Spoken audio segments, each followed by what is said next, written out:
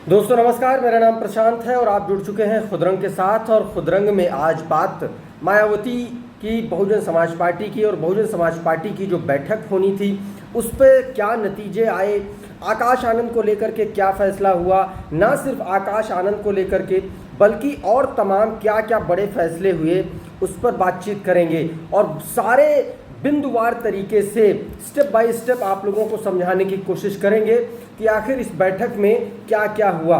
तो सबसे पहले आज मैं बैठक के बारे में आपको बता दूं तो ये बैठक लगभग 3 घंटे के आसपास चली। लखनऊ जो बहुजन समाज पार्टी का मुख्यालय है, कार्यालय है, वहाँ पर लगभग ये 3 घंटे बैठक चली और पूरे देश के 200 से ज़्यादा पदाधिकारी और कार्यकर्ता यहाँ पर पहुँचे और इस बैठक में उन्होंने हिस्सा लिया। इस बैठक में तमाम सारे मुद्दों पर मंथन हुआ, चर्चा हुई और बहुत सारे सुझाव भी इस दौरान आमंत्रित किए गए। आपको बता दें कि जैसा कि मैंने कल के वीडियो में, कल के लाइव में आप लोगों को बताया था और उस बात की चर्चा भी की थी, लगभग वही बातें आज पूरी बैठक में सामने आई हैं। मसलन नंबर 1 पर अगर बात कर ले तो पार्टी को रीस्ट्रक्चर किया जाएगा। बहुजन समाज पार्टी को ग्रास रूट लेवल से इस बैठक में जो सबसे बड़ा फैसला मुझे लगता है कि आकाश आनंद से भी बड़ा जो फैसला है वो इस बात को लेकर के है कि पार्टी में कार्यकर्ता स्तर से लेकर के पदाधिकारियों तक में एक बहुत बड़े रिफॉर्म को लेकर के फैसला लिया गया है और उसकी जो पूरी जिम्मेदारी है वो आकाश आनंद को सौंपी गई है। मैंने कल ही ये बात बोली थी कि आकाश आनंद को एक बहुत बड़ी जिम्मेदारी मिलने जा रही है। अब आकाश आनंद राष्ट्रीय संयोजक यानी कि नेशनल कोऑर्डिनेटर बना दिए गए हैं। आप ये समझिए, कल जिस तरीके से मैंने लाइव में ये बात आपसे कही थी अपने थंबनेल में कि इस बार आकाश आनंद को पहले से ज़्यादा बड़ी जिम्मेदारी के साथ सामने लाया जाएगा। अब आप ये देखिए कि पहले जो है इनको उत्तराधिकारी बनाया गया था और इसके साथ साथ में कोऑर्डिनेटर तो बनाया गया था, लेकिन उत्तराखंड और उत्तर प्रदेश का प्रभार नहीं था आकाश आनंद के पास।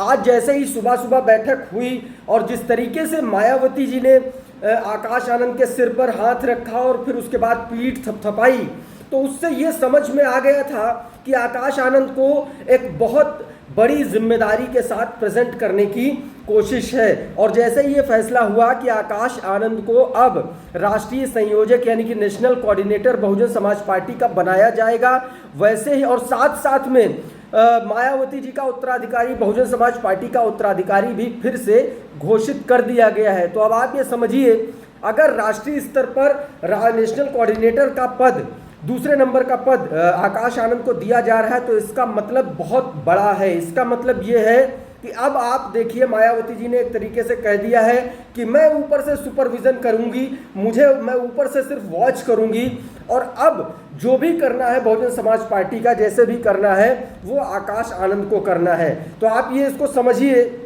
कि किस तरीके से आकाश आनंद ने इस पूरी बैठक में एक ही सबसे बड़ा मुद्दा रहा आकाश आनंद। और आकाश आनंद को लेकर के मैं आपको बता दूं कि जो बातें, जो चर्चाएं पहले से चल रही थी उसको लेकर के लगभग उनमें से बड़ी जो बातें हैं वो यही हैं कि आकाश आनंद अब राष्ट्रीय संयोजक बना दिए गए हैं। उनको पूरे देश का बहुजन समाज पार्टी का नेशनल कोऑर्डिनेटर बनाया गया और इसका सीधा सीधा मतलब ये होता है कि अगर कार्यकर्ता स्तर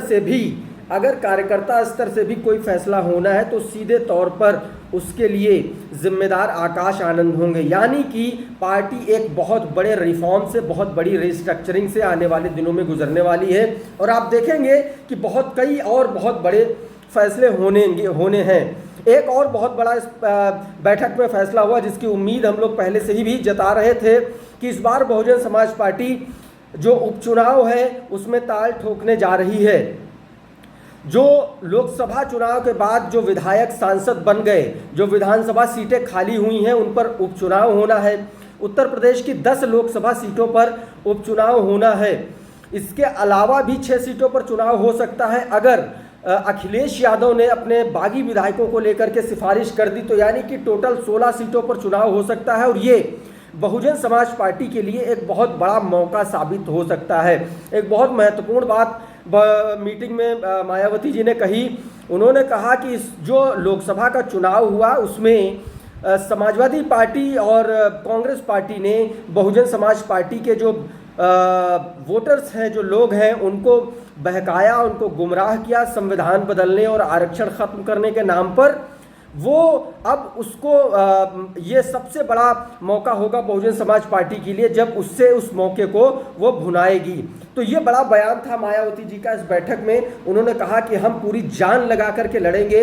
क्या हुआ कि लोकसभा चुनाव बहुजन समाज पार्टी हार गई, लेकिन अब जब इस तरीके से इतने बड़े स्तर पर पूरे देश के पदाधिकारियों ने के साथ ये बैठक हुई और ना सिर्फ उत्तर प्रदेश में बाई इलेक्शन लड़ेगी बहुजन समाज पार्टी, अब जहां जहां भी बहुजन समाज पार्टी मजबूत है, जिस जिस राज्य में मजबूत है, जिस जिस जिले में मजबूत है, जिस जिस क्षेत्र में मजबूत है, वहां वहां बहुजन समाज पार्टी उपचुनाव अब लड़ा करेगी। आप ये समझिए, इससे बहुत सारे संदेश दिए जाते हैं। इसके पीछे कहीं न कहीं एक बड़ा कारण चंद्रशेखर आज़ाद भी रहे। जिस तरीके से उन्होंने आज़ाद समाज पार्टी का एक्सपेंशन किया, जिस तरीके से उन्होंने अपनी पार्टी को बढ़ाया, अपने संगठन को बढ़ाया, ये बात बहुजन समाज पार्टी और मायावती जी को उसने सोचने पर उन्होंने मजबूर कर दिया कि अगर अब आप पुराने ढर्रे पर चलेंगे, पुराने तरीकों से पार्टी पर काम करेंगे, तो अब आप वैसे काम नहीं कर पाएंगे। आपको काम करना पड़ेगा और न सिर्फ काम करना पड़ेगा बल्कि आपको मजबूती के साथ चुनाव लड़ना पड़ेगा। इससे पहले आज एक बहुत महत्वपूर्ण बैठक आकाश आनंद के पिता सतीश चंद्र मिश्रा और तमाम जो लोग जो बैठे थे, उससे पहले उसके बगल में बाकायदा चेयर लगाई गई थी आकाश आनंद की और वो बैठे भी थे। तो अब आप ये समझिए कि आकाश आनंद को लेकर के एक बहुत बड़ी जिम्मेदारी बहुजन समाज पार्टी ने दे दी है और वो जिम्मेदारी अब सिर्फ और सिर्फ आकाश आनंद की ही उसमें अकाउंटेबिलिटी होगी, उनकी जवाबदेही होगी, जो भी पार्टी का प्लस या माइनस होता है।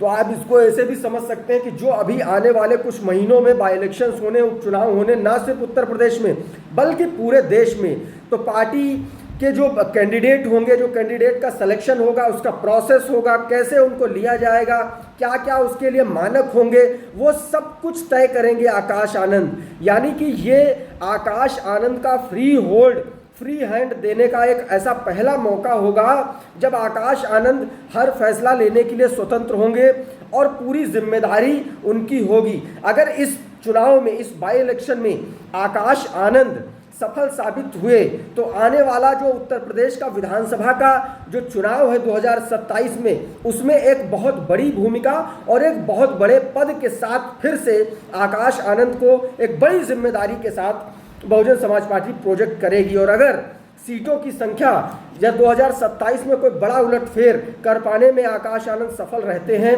तो आप यकीन मानिए बहुजन समाज पार्टी का भविष्य और बहन कुमारी मायावती का बहुजन समाज पार्टी से धीरे धीरे किनारे होना वहां से शुरू हो जाएगा। क्योंकि उन्होंने आधिकारिक तौर पर आज एक बार फिर से घोषणा कर दी कि आकाश आनंद ही बहुजन समाज पार्टी के असली उत्तराधिकारी हैं, वही राष्ट्रीय संयोजक हैं, वही नेशनल कोऑर्डिनेटर हैं। तो तमाम सारी बातों पर चर्चा हुई। इसके अलावा जो लोग थे, जो वहाँ पर मौके पर पहुँचे थे, जो पदाधिकारी पहुँचे थे, उन लोगों से भी साफ साफ कह दिया गया है कि अब आप अपने क्षेत्र में, अपने इलाके में, अपने राज्यों में पार्टी को, संगठन को आपको मजबूत करना है और इसके लिए आपको जो भी मदद चाहिए होगी बहुजन समाज पार्टी के राष्ट्रीय नेतृत्व की, वो आपकी मदद होगी और वो राष्ट्रीय नेतृत्व आपकी मदद करेगा। तो इस तरीके से बहुजन समाज पार्टी ने कई बड़े फैसले किए हैं। इसके अलावा एक बड़ा फैसला इस बैठक में ये हुआ कि बहुजन समाज पार्टी की जो सदस्यता शुल्क थी वो 200 रुपये से घटा करके अब 50 रुपये कर दी गई है। पहले भी ये सदस्यता शुल्क 50 रुपये ही थी, लेकिन बीच में ये सदस्यता शुल्क बढ़ा दी गई थी, 200 रुपये कर दी गई थी। उसके बाद बैठक में ये कार्यकर्ताओं, पदाधिकारियों की तरफ से सजेशन दिया गया कि इससे पार्टी जो है वो तेज़ी से आगे बढ़ेगी और वो गरीब तबका, वो दलित तबका और वो पिछड़े लोग, वो गरीब लोग, वंचित लोग, अल्पसंख्यक लोग पार्टी से आसानी से जुड़ पाएंगे, जो निष्ठावान है पार्टी के प्रति लेकिन उनके पास पैसे की कमी है या वो आर्थिक तौर पर कमज़ोर है। तो ये एक बड़ा फैसला हुआ है बहुजन समाज पार्टी की इस बैठक में। तमाम ऐसे फैसले हुए हैं आकाश आनंद को लेकर के जो फैसला हुआ वो सबसे बड़ा फैसला हुआ है। पार्टी रिस्ट्रक्चर होनी है। आने वाले दिनों में आपको कई बड़े बदलाव नजर आएंगे पार्टी में। कई बड़े चेहरों को किनारे किया जाएगा और कई नए चेहरों को बहुत अहम जिम्मेदारी मिलने वाली है, ये मैं आपको बता दे रहा हूँ। इंदु चौधरी को बड़ी जिम्मेदारी मिल सकती है। इसी तरीके से तमाम ऐसे राष्ट्रीय स्तर पर बड़े चेहरे हैं, यूथ चेहरे हैं, उनको जिम्मेदारी मिलेगी। उनका रिप्रेजेंटेशन पार्टी में और संगठन में आपको दिखलाई पड़ेगा। तो बहुजन समाज पार्टी की ये जो बैठक है ये कई मायनों में महत्वपूर्ण साबित हुई है और जो आने वाला उपचुनाव होगा वो बहुजन समाज पार्टी के लिए बहुत महत्वपूर्ण होगा। ना सिर्फ बहुजन समाज पार्टी के लिए बल्कि व्यक्तिगत तौर पर आकाश आनंद के लिए भी बहुत ज़्यादा महत्वपूर्ण होने वाला है। करो या मरो की स्थिति में होने वाला है, क्योंकि सामने चंद्रशेखर आज़ाद भी ताल ठोक चुके हैं। गाजियाबाद और मुजफ्फरनगर की मीरापुर सीट से उन्होंने अपने कैंडिडेट फाइनल कर दिए हैं। सिर्फ नामों का घोषित होना बाकी है। बाकी सीटों पर भी वो चुनाव लड़ने जा रहे हैं और जिस तरीके से आकाश आनंद को वो कई अपने ऐसे बयानों से उकसाने की कोशिश कर रहे हैं, उससे बसपा को ये महसूस हुआ कि अब आकाश आनंद को फ्रंट पर ला करके लड़ने के लिए मौका देना चाहिए, क्योंकि सामने विधानसभा का 2027 का चुनाव है और ऐसे में अगर अभी से उनकी इस तरीके से उनको महत्वपूर्ण भूमिका में नहीं लाया जाएगा तो आने वाले वक्त में दिक्कत हो सकती है। और उसी के मद्देनज़र बहुजन समाज पार्टी ने तमाम बड़े फैसले किए हैं। अब ये देखना होगा कि ये फैसले कहाँ तक और किस हद तक इस पर खरे उतरते हैं आकाश आनंद, क्योंकि पहली अग्नि परीक्षा बाई इलेक्शन की ही है।